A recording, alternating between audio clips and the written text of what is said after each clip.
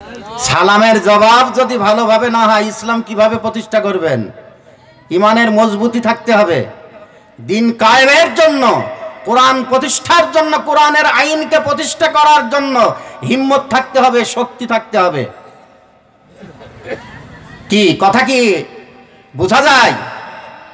আমি আবার সালাম দিচ্ছি, আসসালামু আলাইকুম ওয়া রাহমাতুল্লাহ। যাক, এইবার একটু হয়েছে। 15 বছর কোরআনের কোনো কথা বলতে আমরা পারি নাই। কোরআনের কথাগুলিকে আমাদের মুখে বন্ধ করে রাখা হয়েছে, কোরআনের কথা বলতে পারে নাই। আল্লাহ পাকের ঘোষণা, যারা জানেন কোরআনের আইন প্রতিষ্ঠার বাধা দেয়, কোরআনের কথা বলার জন্য বাধা দেয়, তাদের শিকড়কে আল্লাহ পাক কুদরতি হাতে কর্তন করে দেন। আজকে জানেমের পতন হয়েছে, কোরআনের কথা ওপেন আমরা মসজিদের খুতবাতেও আলোচনা করতে পারি নাই। কথা বলেন ঠিক কিনা? এই জন্য ইমানের জজবা থাকতে হবে, মজবুত ইমানদার হতে হবে। আল্লাহর দ্বীনকে প্রতিষ্ঠা করার জন্য, কোরআনের আইন প্রতিষ্ঠা করার জন্য যেমন তোকে তেমন লোকের দ্বারাই সম্ভব নয়। আব্দুল্লাহ বিন উবাইয়ের মতো হলে হবে না। আল্লাহর আনুগত্যের যে বিধান হিসাবে দিন ইসলামকে পাঠানো হয়েছে, তা মানব জীবনের প্রত্যেকটা দিক এবং বিভাগের জন্য তা তৈরি করা হয়েছে। পারিবারিক জীবন, ব্যক্তি জীবন, পারিবারিক জীবন, সামাজিক জীবন, অর্থনৈতিক জীবন, রাজনৈতিক জীবন, রাষ্ট্রীয় জীবন, সাংস্কৃতিক জীবন এবং আন্তর্জাতিক জীবন, সব বিষয়ে যাতে মানুষ একমাত্র আল্লাহর আনুগত্য করতে পারে, সেই উদ্দেশ্যে আল্লাহ রাব্বুল আলামিন স্বয়ং নিজে আনুগত্যের বিধান রচনা করেছেন। কথা বুঝতে হয়তো আপনাদের কষ্ট হচ্ছে। আনুগত্যের বিধান রচনা কে করেছেন? আল্লাহ। আনুগত্যের বিধান একমাত্র আল্লাহ তাআলাই রচনা করতে পারে। সব দেশ, সব কাল, সব জাতির জন্য উপযোগী একটা জীবন বিধান রচনা করার ক্ষমতা আল্লাহ ছাড়া আর কারো হতে পারে না। আল্লাহর এই রচিত বিধানকে বাস্তব জীবনে কিভাবে পালন করা যায়, এই দায়িত্ব আল্লাহ রাব্বুল আলামিন তার রাসূল সাল্লাল্লাহু আলাইহি সাল্লামের উপরে দিয়েছেন। এই কথাগুলো ব্যাখ্যা করতে গেলে অনেক কথা, আমরা সংক্ষেপে বুঝতে হবে। আইন রচনা করার মালিক, আনুগত্যের বিধান রচনা করার মালিক একমাত্র কে? আল্লাহ রাব্বুল আলামিন। মানুষ কোনো বিধান রচনা করতে পারেন না। আর আল্লাহ রাব্বুল আলামিন কুরআনুল কারীমকে পাঠিয়েছেন উদ্দেশ্য কি? আল্লাহ পাক বলেন, আলিফ লাম রা কিতাবুন আনজালনাহু ইলাইকা লিতুখরিজান নাসা মিনাজ যুলুমাতি ইলান নূর। আল্লাহ পাক বলেন, নবী হে, আমি আপনার প্রতি এমন একটি কিতাব নাজিল করেছি, আপনি এই কিতাবের দ্বারা, কিতাবের সাহায্যে অন্ধকারাচ্ছন্ন মানুষগুলিকে আলোর পথে বাহির করে নিয়ে আসার জন্য আমি কোরআন নাজিল করেছি। আল্লাহ পাক বিশ্ব নবীর উপরে কোরআন নাজিল করেছেন। সূরা ইব্রাহিমে প্রথমে আলোচনা, প্রথম আয়াতের থেকে তিনি বলেছেন যে আমি এই কোরআন আপনার উপর নাজিল করেছি যারা অন্ধকারে আছে, অন্ধকারাচ্ছন্ন মানুষগুলিকে আলোর পথে বাহির করে আনার জন্যে। জুলুমাত বহু বচন, নূর হচ্ছে এক বচন। অন্ধকারাচ্ছন্ন পথ হচ্ছে মানব রচিত পথ। মানুষ যে আইন রচনা করেছে, যে বিধান রচনা করেছে, মানব রচিত মতবাদ কেউ মানতে পারে না। একমাত্র এই পৃথিবীর মানুষ আইন আর বিধান মেনে চলবে কার? জোরে বলেন, আল্লাহ পাকের। কার আইন মানবেন বলেন? আলা লাহুল খালক ওয়া লাহুল আরাম। সৃষ্টি যার, আনুগত্য চলবে তার। Doctor mister N K. ভ্যাগলারি, একজন খ্রিস্টান লেখক, তিনি বলছেন, it is the fact that it has been বিজট, in fact true, reviewed in the present day. Doctor mister N K. Vaglieri the holy Quran সম্পর্কে, পবিত্র কোরআন সম্পর্কে বলছেন যে কোরআন নাজিল হওয়ার শুরু থেকে শেষ পর্যন্ত কোরআনুল কারিমের যত কথা আছে, যত আয়াত আছে, যত কথা আছে, কোনো কথাই ভুল নাই। There is no doubt in this Quran, কোনো কনফেশন নাই, কোনো সন্দেহ নাই। আর সেই কথাটি আল্লাহ পাক প্রথমেই বলে দিয়েছেন, জালিকাল কিতাবুলা রাইবা ফিহি, আমি যে কোরআন নাজিল করেছি এই কোরআনুল কারিমের মধ্যে কোনো সন্দেহের অবকাশ নাই, কোনো সন্দেহ নাই। টমাস কার্লাইস একজন খ্রিস্টান সাহিত্যিক, তিনি বলছেন আরবের কুখ্যাত জাতিকে বিখ্যাত জাতিতে রূপান্তরিত করেছিল। এটা মুহাম্মদ সাল্লাল্লাহু আলাইহি সাল্লামের কোনো কৃতিত্ব না, এই কৃতিত্ব হচ্ছে দি হোলি কোরআন, কোরআনুল কারিমের। ওহির জ্ঞানের সংস্পর্শে যখন তারা আসলেন তাদের চরিত্র পাল্টিয়ে গেল। কথা বুঝে আসে? ওহির জ্ঞানের সংস্পর্শে না আসা পর্যন্ত চরিত্র পরিবর্তন হবে না। আইএমএ জাহেলিয়াত সম্পর্কে আমরা জানি, আমি সংক্ষেপে কথা বলতে হবে আমার, যেহেতু অল্প সময়। একমাত্র আমরা যদি ওহির জ্ঞানের সংস্পর্শে আসি তাহলে আমাদের চরিত্র পরিবর্তন হয়ে যাবে। হযরতে ওমর জাহিলিয়াতের অতল গহ্বরে নিমজ্জিত ছিল, এমন অতল গহ্বরে নিমজ্জিত ছিল যে আল্লাহর নবীকে হত্যা করার জন্য তরবারি নিয়ে উদ্ধত হয়েছে, ঘোড়ার পৃষ্ঠের উপর চড়ে। কাহিনী আমি বলি না, সামারাইজ করি যতটুকুন প্রয়োজনীয় কতটুকুন। আল্লাহর নবীকে হত্যা করতে আসা একই যেমন তেমন লোকের কাজ? কত বড় জাহেল হলে আল্লাহর নবীকে হত্যা করতে আসতে পারে? আল্লাহর নবীকে হত্যা করার জন্য উদ্যত হলেন, পৌঁছিয়ে গেলেন। তার বোনের ঘটনা আপনারা পড়ে নিবেন। শেষ পর্যন্ত হযরতে ওমর তরবারি ফেলে দিলেন, কালেমা পড়ে মুসলমান হয়ে গেলেন। সেই ওমরও হয়ে গেলেন অর্ধ পৃথিবীর খলিফা, অর্ধ পৃথিবীর খলিফা। মিশর, ইরাক, ইরান এখন তো আলাদা হয়ে গেছে। তিনি 10 বছর রাষ্ট্র পরিচালনা করেছেন এবং জান্নাতের সার্টিফিকেট প্রাপ্ত দুনিয়া থেকে 10 জনের দ্বিতীয় জন হযরত আবু বকর সিদ্দিক রাদিয়াল্লাহু তাআলা আনহু একজন, হযরত ওমর ফারুক রাদিয়াল্লাহু তাআলা আনহু একজন। চরিত্র কোথা থেকে কোথায় আসলো খেয়াল করেছেন? লুণ্ঠন, রাহাজানি, লুটতারাজ, নারীর সতীত্বের যারা জম ছিল, এই বড় বড় সন্ত্রাসীগুলা ওহির জ্ঞানের সংস্পর্শে এসে তারা মোমের মতো গলে গেল। হযরত ওমর সম্পর্কে আপনারা জানেন যে হযরত ওমর বিশ্বনবী বিচার করে দিলেন একজন ইহুদি একজন মুসলমানের। হযরত আবু বকরের কাছে গেলেন, বিচারে সানি করতে বললেন আমি পারবো না, খুব দ্রুত বলছি আমি। হযরত ওমর রাদিয়াল্লাহু তাআলা আনহুর কাছে গেলেন, তিনি বললেন বিচার কে করেছে? আল্লাহ রাসূল করেছে। বললেন দাঁড়াও একটু অপেক্ষা করো। ঘরের মধ্যে গেলে ভিতরে প্রবেশ করলেন, তরবারি এনে এক কোপ মেরে দিলেন, ঘাটটা পড়ে গেল। চতুর্দিকে ছড়িয়ে পড়ল যে হযরত ওমর এক মুসলমানকে হত্যা করেছে। তার শানে 22টা জায়গায় কুরআনুল কারীমের আয়াত নাজিল হয়েছে। সুবহানাল্লাহ বলবেন না? চরিত্র কোথা থেকে কোথায় গেল? একমাত্র ওহির জ্ঞানের সংস্পর্শে আসার কারণে চরিত্র পাল্টিয়ে গেছে হযরতে ওমর রাদিয়াল্লাহু তাআলা আনহুর। এবং বিশ্বনবী মুহাম্মদুর রাসূলুল্লাহ সাল্লাল্লাহু আলাইহি ওয়াসাল্লামের কবরের পাশে তার কবর হয়েছে। হযরত ওমর হিম সফরের, আমি একটা ঘটনা বলছি আপনাদের। হিম সফরে একজন পাদ্রী এসে হযরত ওমর রাদিয়াল্লাহু তাআলা আনহুকে বললেন, আমিরুল মুমিনিন, আমাদের সবচাইতে বড় মন্দির থেকে একটা বড় মূর্তির নাক কেটে নিয়ে গেছে, ঠিক এই জায়গা থেকে নাকটা কেটে নিয়ে চলে গেছে। খলিফাতুল মুসলিমিন হযরত ওমর রাদিয়াল্লাহু তাআলা আনহু বললেন, কাকে সন্দেহ হয়, কাদেরকে সন্দেহ হয়? তো সন্দেহ তো আমাদেরই হবে, হুজুরদেরই হবে, যে মুসলমানদেরকে সন্দেহ হয়, ওরাই কেটেছে। হযরত ওমর রাদিয়াল্লাহু তাআলা আনহু বললেন, আমাকে 1 সপ্তাহ সময় দাও, আমি একটু খোঁজ খবর নিয়ে দেখি। 1 সপ্তাহ তিনি খোঁজ খবর নিলেন, কাউকে পেলেন না।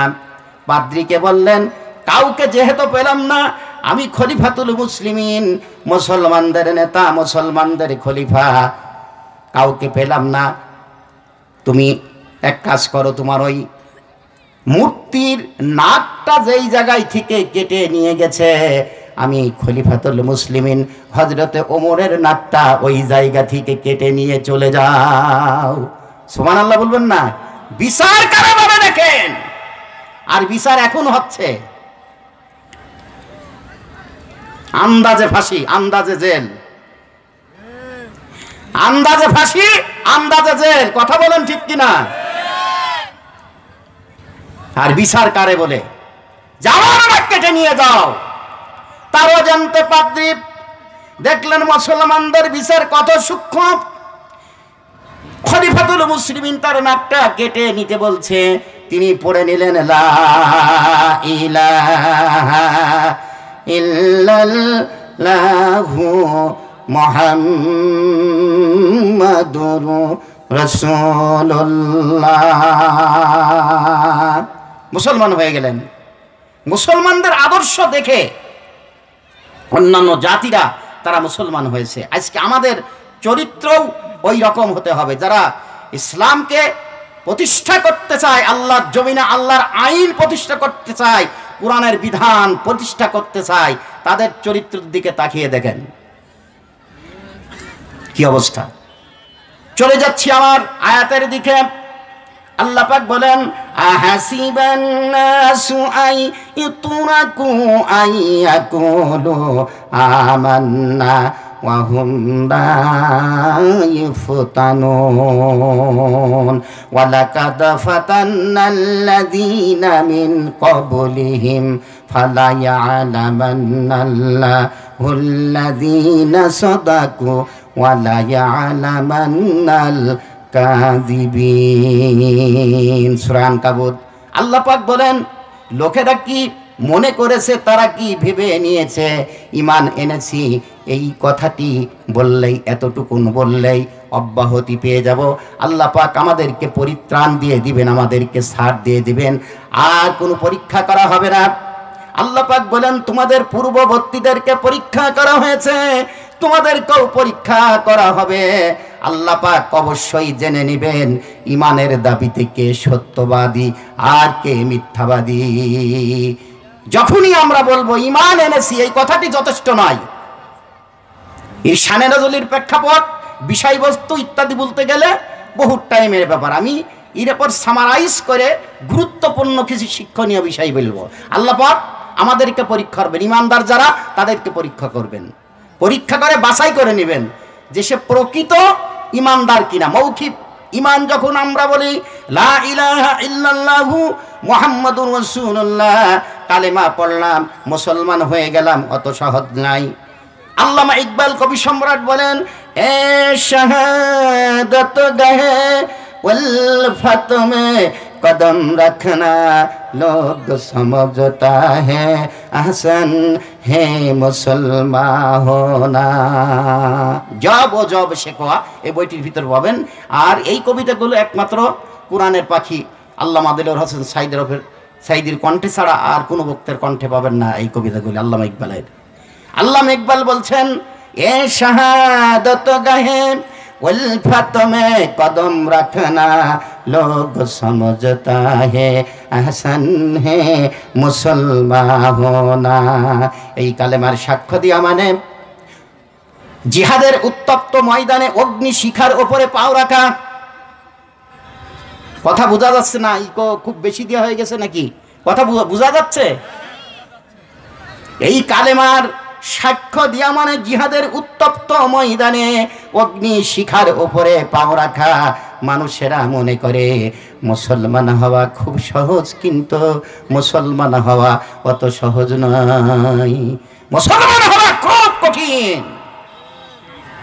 ইতিমধ্যে দেখেছেন আপনারা ছাত্ররা যে আন্দোলন করেছে জুলাই থেকে 5 আগস্ট জালেমের পতন ঘটেছে। ইতিমধ্যে অনেকের জীবন চলে গেছে, শাহাদত বরণ করেছে। কারোর চোখ নাই, কারোর দেখা যাচ্ছে অন্ডকোষ নাই, কারোর এক হাত নাই, কারোর বা দুই হাতই নাই, দুই পাও নাই।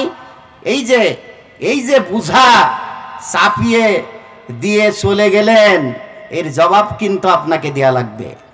মুসলমান হওয়া খুব কঠিন, মুসলমান হওয়া খুব কঠিন। যারা প্রকৃত মুসলমান ওরা কিন্তু পিছপাও হয় নাই, জালেমকে উৎখাত না করা পর্যন্ত ওরা পিছু হটে না। জোরে বলেন কথা ঠিক কিনা?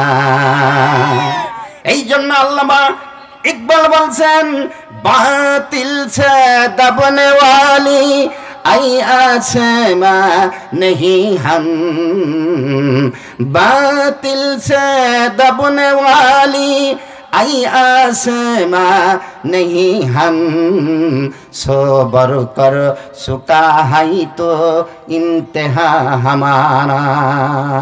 मुसलमानদেরকে ঘোষণা করো, মুসলমানদেরকে ঘোষণা করতে বলো, আমরা বাতিলের কাছে মাথা নত করার জাতি নই। এই আকাশ সাক্ষী, এই জমিন সাক্ষী। বিস্তারিত ব্যাখ্যা তো করতে পারছি না। এই আকাশ সাক্ষী, জমিন সাক্ষী, মুসলমান কখনো বাতিল শক্তির কাছে মাথা নত করে না। করে নাকি?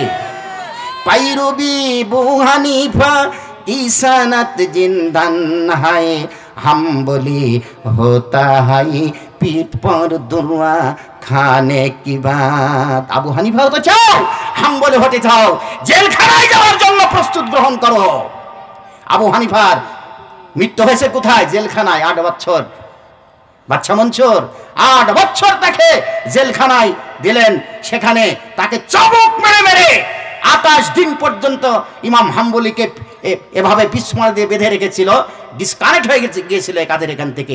সেই কথাই কবি সম্রাট আল্লামা ইকবাল বলছেন যে পাইরুবি বু হানিফা কি সানাত জিন্দান হাই, হাম্বুলি হোতা হাই পিঠ পার দুররা খানে কি বাদ। ইমাম তো সহজ ব্যাপার নয়। ইমামে আজম নুমান সাহেব, ইমাম আবু হানিফা, আমরা যার মাযহাব মেনে চলি, তিনি যে কি করেছেন সেই কথা তো আমরা চিন্তা করি না। 8টা বছর তিনি জেল খাটলেন, তার বুড়ি মাকে ডেকে আনলেন, চাবুক মেরে মেরে চামড়া তুলে এনেছে, গোশত খসে খসে পড়েছে, তারপরও ওদের সঙ্গে একাত্মতা ঘোষণা করে নাই। এরই নাম হচ্ছে ঈমান। এই আয়াতে ঈমানের পরীক্ষার কথা বলা হয়েছে, আল্লাহ পাক বাছাই করে নেবেন। ওদের সাথে একাত্মতা ঘোষণা করে নাই। বলে ওর বুড়ি মাকে ধরে নিয়ে আসো। বুড়ি মাকে জেলখানার সামনে ধরে আনা হয়েছে।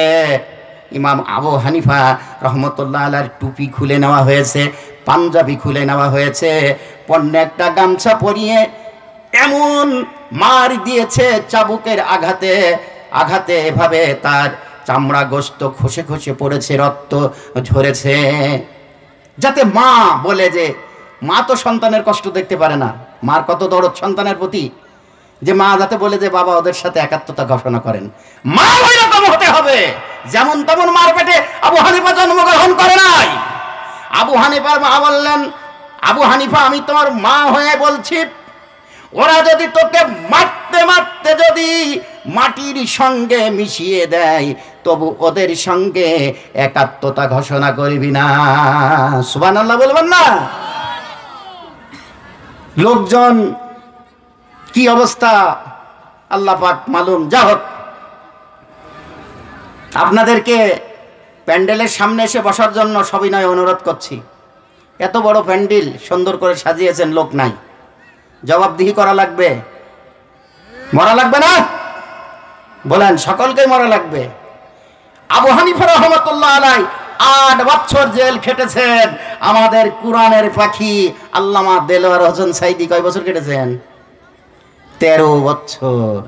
ঠিকই তাকে যে কায়দায় ইনজেকশন পুশ করে, পয়জন আলা ইনজেকশন পুশ করে, তাকে এভাবে বিষাক্ত ইনজেকশন করে আবু হানিফাকে শাহাদত করিয়েছিল, ঠিকই কোরআনের পাখিকে সেইভাবেই শাহাদত করা হয়েছে।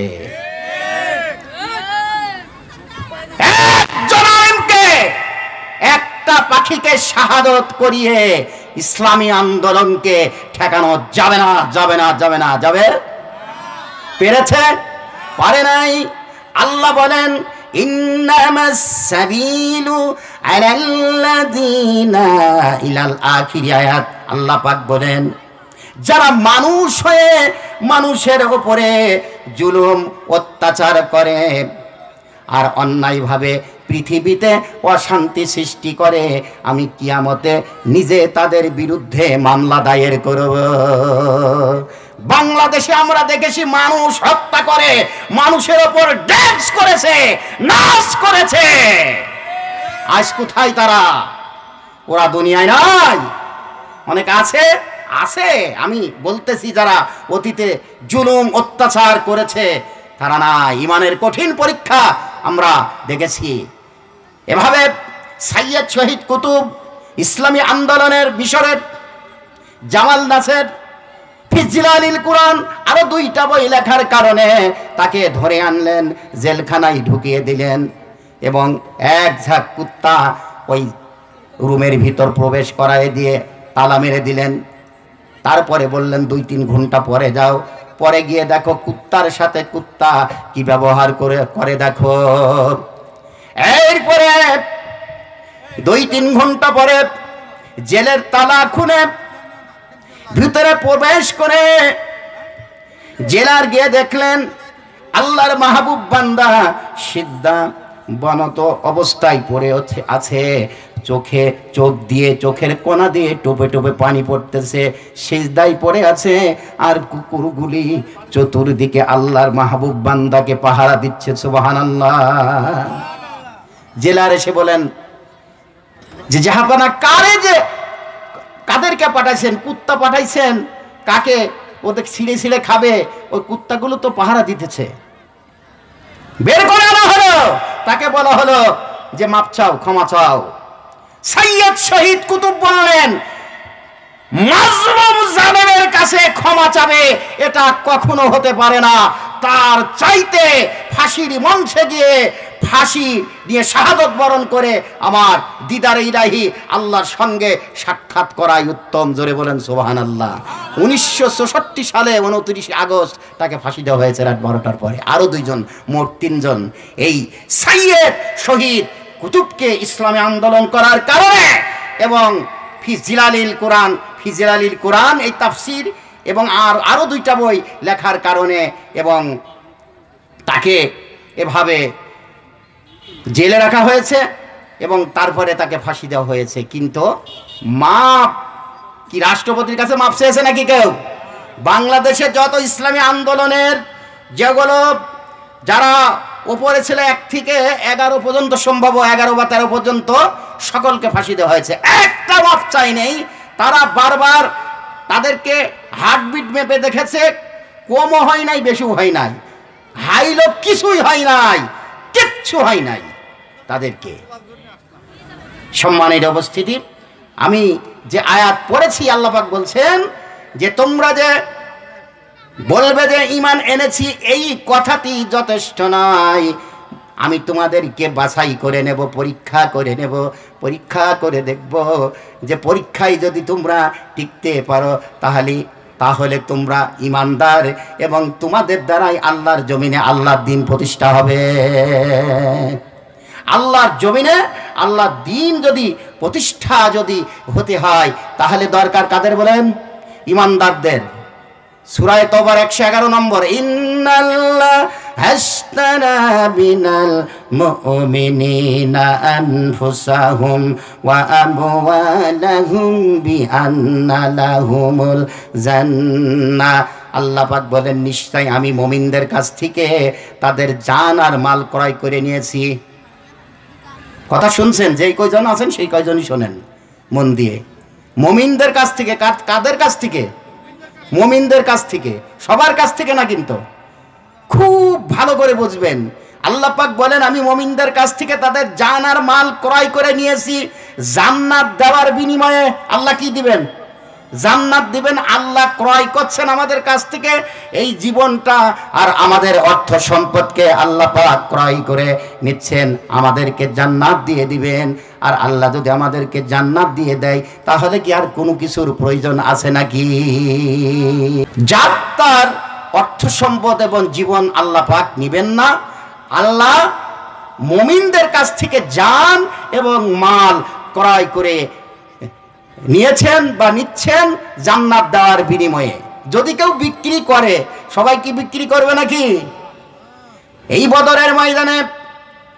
বদরের ময়দানে যে ইমানদাররা ছিল, তারা ছিল কতজন? মাত্র 313 জন। কতজন? সর্বপ্রথম যুদ্ধ এটা রমজান, 17 রমজান হয়েছিল। সাহাবীরা রোজায় ছিল, ওরা যুদ্ধ কি জিনিস জানে না। 313 জন ওরা ছিল, 1000-1000-এর মোকাবেলা করতে হবে। কবি সম্রাট আল্লামা ইকবাল বলেন, ফেজায়ে বদরি পয়দা কুন ফেরেশতে তেরে নসরত কো উতার সিকতা है गर्द से কাতার আন্দার কাতারত ভি। যদি বদরের মুসলমানের মতো ওই 313 জন মুসলমানের মতো আজ যদি তোমাদের ঈমান হয়ে যায়, আল্লাহর জমিনে আল্লাহর দিন প্রতিষ্ঠা করার জন্য আল্লাহ তোমাদের জন্য কাতারে কাতার ফেরেশতা আজ নাজিল করে দিবেন। সুবহানাল্লাহ বলেন।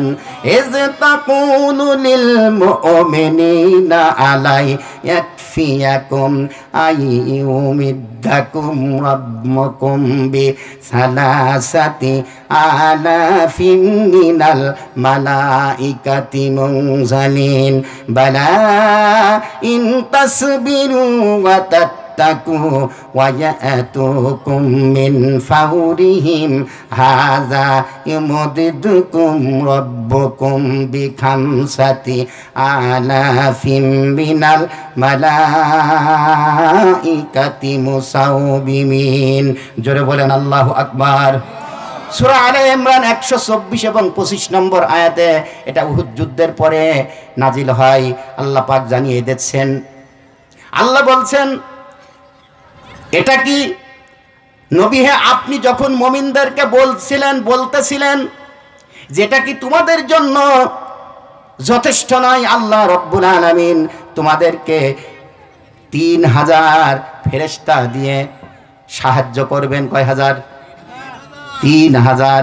ইস্তাকুলু লিল মুমিনিনা আলাই ইয়াকফিয়াকুম আয়াউমিদ্দাকুম রাব্বুকুম বিসালাসাতি আলাফিন। সালাসা মানে 3, আলাফিন 3000। 3000 সৈন্য। আল্লাহ বলছেন না না, তারপরে 3000 না, বালা ইন তাসবিরু ওয়া তাত্তাকু ওয়া ইয়াতুকুম মিন ফাওরিহিম হাযা ইমদিদুকুম রাব্বুকুম বিখামসাতি আলাফিম মিনাল মালাইকাতি মুসাউবিমিন। আল্লাহ পাক বলেন, যদি তোমরা ধৈর্য ধারণ করো, বালা ইন তাসবিরু ওয়া তাত্তাকু, এবং একমাত্র আমাকে ভয় করে যদি কাজ করতে থাকো, অর্থাৎ ইসলাম প্রতিষ্ঠার কাজ করতে থাকো, কোরআনের আইন প্রতিষ্ঠা করার কাজ করতে থাকো, তাহলে ঠিক যেই সময় দুশমনরা তোমাদের ওপরে চড়াও হবে, ঠিক সেই সময় আল্লাহ পাক 3000 না 5000 ফেরেশতা দিয়ে তোমাদেরকে সাহায্য করবেন। জোরে বলি সুবহানাল্লাহ। তাহলে ইমানদার হতে হবে আমাদেরকে।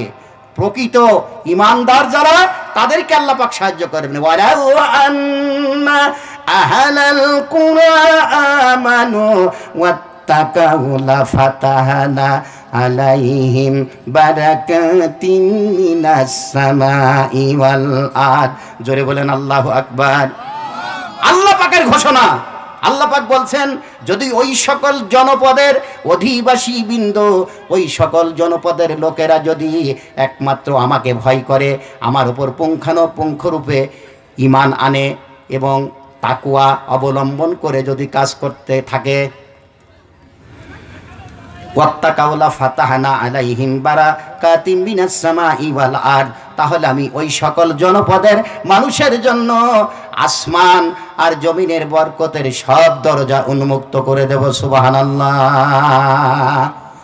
আর যদি না দেয়, উন্মুক্ত বন্ধ হয়ে যাবে। এখন লস অ্যাঞ্জেলেসের খবর কি? নিউ ইয়র্কের লস অ্যাঞ্জেলেসে লেলিহান অগ্নিশিখা জ্বলছে। ফেসবুক দ্বারা দেখেন তারা কি স্ট্যাটাস দিচ্ছে, দেখে নেবেন। আজকে বর্তমানে মুসলমানদের উপর যে নির্যাতন করা হচ্ছে, প্যালেস্টাইনের মুসলমানের ওপর, গাজায় মুসলমানের ওপরে যেভাবে শিশুদেরকে হত্যা করা হয়েছে, এভাবে অনেক জায়গায় এখন বর্তমানে আপনারা জানেন যে মুসলমানদের একটা বিজয় ভাব দেখা যাচ্ছে। সেই মুহূর্তে আমাদের বসে থাকতে হবে না, আমাদেরকে এগিয়ে যেতে হবে, আমাদেরকে ইমানের মজবুতি থাকতে হবে। যদি ইমান হারা হয় আল্লাহ কিন্তু সাহায্য করবেন না। আল্লাহ সেটাই বলছেন, যদি আমার ওপর পুঙ্খানুপুঙ্খ রূপে ইমান আনো, একমাত্র আমাকে যদি ভয় করে যদি কাজ করতে থাকো, তাহলে আসমান আর জমিনের বরকতের সব দরজা তোমাদের জন্য খুলে দেব। কি মোহাম্মদ সে ওফা তুনে তো হম তেরে कि मोहम्मद से वफा तूने तो हम तेरे हैं जहाँ चिद ही कलो कलम तेरे हैं। কবি সম্রাট বলেন, অর্থ হচ্ছে যদি মোহাম্মদ সাল্লাল্লাহু আলাইহি সাল্লামের সঙ্গে ভালোবাসার সম্পর্ক স্থাপন করতে পারো, কার সঙ্গে? মোহাম্মদ সাল্লাল্লাহু আলাইহি সাল্লামের সঙ্গে। খুব ভালো করে বুঝবেন, যদি মোহাম্মদ সাল্লাল্লাহু আলাইহি সাল্লামের সঙ্গে ভালোবাসার সম্পর্ক স্থাপন করতে পারো অনুসরণ আর অনুকরণের। এটা অনেক আমরা কিন্তু ভুল বুঝি। সূরা আলে ইমরানের 31 নম্বর আয়াত, কুল ইন কুনতুম তুহিব্বুনাল্লাহ ইলা আখিরি আয়াত, এখানে বলা হয়েছে যদি মোহাম্মদ সাল্লাল্লাহু আলাইহি সাল্লামের সঙ্গে ভালোবাসার সম্পর্ক স্থাপন করতে পারো অনুসরণ আর অনুকরণের। কিসের বলেন? অনুসরণ এবং অনুকরণের। আল্লাহ রসুলের অনুসরণ এবং অনুকরণ করতে আর কারো করা যাবে? স্যার রাধাকৃষ্ণ সর্বপল্লী, আশেপাশে যারা শিক্ষিত মহল আছেন, যারা এই সমস্ত অমুসলিম পণ্ডিতের বই পড়েছেন, স্যার রাধাকৃষ্ণ সর্বপল্লী আমাদের মোহাম্মদুর রাসূলুল্লাহ সাল্লাল্লাহু আলাইহি সাল্লাম সম্পর্কে একটি ইংরেজিতে তথ্য দিয়েছেন। তিনি বলছেন, we can not deny that the conception of brotherhood in Islam translation of various of race and nationality a feature which does not character any other religion. জোরে বলেন মারহাবা বলেন। হিন্দু মানুষ মোহাম্মদ সাল্লাল্লাহু আলাইহি সাল্লামের প্রশংসা করে, আর আমরা মোহাম্মদ সাল্লাল্লাহু আলাইহি সাল্লামের কাঠুন তৈরি করি মুসলমানেরা। রসুলের আদর্শ মানতে চাই না। তিনি বলছেন, এ কথা আমরা অস্বীকার করতে পারি না, মিথ্যা বলে সম্বোধন করতে পারি না। মুসলমানদের নেতা মোহাম্মদ সাল্লাল্লাহু আলাইহি সাল্লামের জীবন চরিত্র, জীবন আদর্শ এমনই একটা জিনিস, এটা বিরাল প্রকৃতির পৃথিবীতে এত সুন্দর আদর্শ আর কোনো নেতা দেখাতে পারে নাই। জোরে বলেন সুবহানাল্লাহ। মুসলমানদের জীবন আদর্শ, তাদের জীবন চরিত্র সকল জাতীয়করণের প্রতিবন্ধকতাকে দূর করে দিয়ে এক নিবিড় বন্ধনে বেঁধে দিতে পারে। কে সাদা আর কে কালো, কে ধনী আর কে গরিব, কে রাজা আর কে প্রজা। ইসলামে সকলের মর্যাদা সমান সমান, 50-50। ইসলামে সকলের মর্যাদা সমান সমান। এমন এক আদর্শের ধর্ম অন্য কোন ধর্মে খুঁজলে পাওয়া যাবে না। তাহলে আমরা এমন একটা আদর্শের ধর্ম পেরেছি যার নাম হচ্ছে ইসলাম। ইন্না দীনা ইনদাল্লাহিল ইসলাম। আনুগত্যের যে বিধান, আনুগত্যের বিধান এটাই, ইন্না দীনা ইনদাল্লাহিল ইসলাম। আল্লাহ পাক এই দিন ইসলামকে আমাদের জন্য এটা বিধিবদ্ধ করে দিয়েছেন। সূরা 13 নম্বর আয়াতে স্পষ্ট করে দিয়েছেন। 5 জন নবীর কথা বলেছে সেখানে। আল্লাহর জমিনে আল্লাহর দ্বীন প্রতিষ্ঠা করতে হবে, এই ব্যাপারে কোনো মতানক্য নাই। কথা বুঝে আসে? আকিমুদ্দিন ওয়ালা তাতাফাররাকু ফি। আল্লাহর জমিনে আল্লাহর দ্বীন প্রতিষ্ঠা করতে হবে, এই ব্যাপারে কোনো মতানক্য নাই, কোনো মতানক্য নাই। যদি দ্বীন, আল্লাহর বিধান যদি না থাকে, আল্লাহর আইন যদি না থাকে, তাহলে আমি পুঙ্খ ঈমান নিয়ে কবরে যাওয়া আমার আপনার দ্বারা সম্ভব হবে না। মহাত্মা গান্ধী, স্বাধীনতার বিপ্লবী মহান নেতা মহাত্মা গান্ধী, তার 11 দিন আগে, মৃত্যুর 11 দিন আগে একটা ইংরেজিতে চিঠি লিখে গিয়েছেন। এটাই ছিল তার জীবনের শেষ চিঠি। তাকে হত্যা করেছিল নাথুরাম গডসে গুলি করে। যারা অনেকে হয়তো জানতে পারেন, ব্রিটেনের দেশে 2007 সালে এই চিঠিটার দাম উঠেছে